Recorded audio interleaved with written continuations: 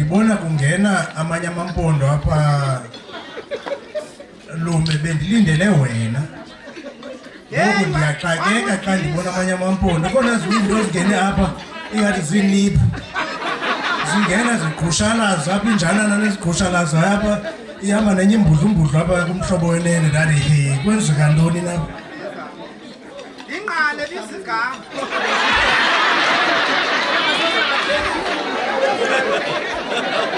Yemntwana umguba.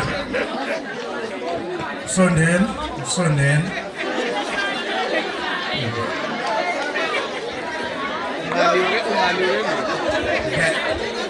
Maqwambi, ndicela ninike indlebe. Andithi ndim umuntu obe-invite apha lo ngowakwam. Khange ndimthumele nesimemo lo. Okoko ke ndifuna ukuyithetha le okoko ndimele umntwana omgquba. Uthi umntwana omgquba apha uyabona ke ndiyeze Maqwambini uzawubona kakuhle. Uyabona ndizayithetha laa nto yasePort St Johns.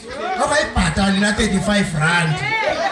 Ndithi ke mna ke yemntwana omgquba i-35 rand yetheni le?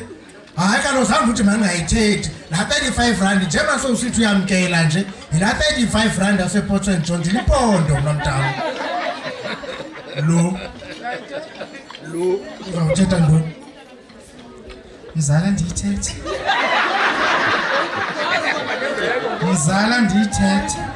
Because molweni bafana.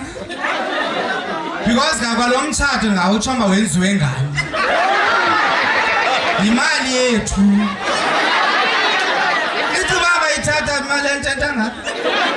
Nayena babambe phakathi sizigcina phi besenza. Mzala ndiyithethe bayo lo mtshato wamgunyathi. Uba wena zange uyibhatale phambi lwabhuti ungezantsi phaya i-35 rand yeyeza. Ndiyithethe.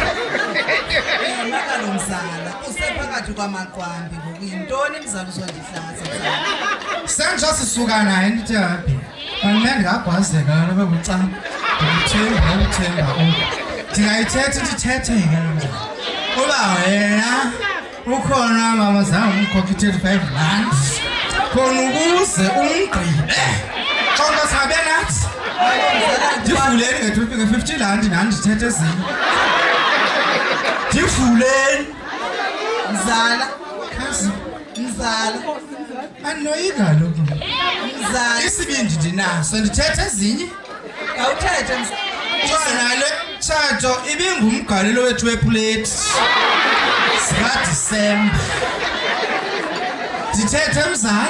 Mzala ndandiniki imali. Uba simnikile ngoFebruwari ndithetha nawe nje usame kanje. Uwenda kunemini ezinsi ngokwenda. Oh hayi uwenda kunemini ezinsi. Oh hayi uwenda kunemini ezinsi. Oh hayi uwenda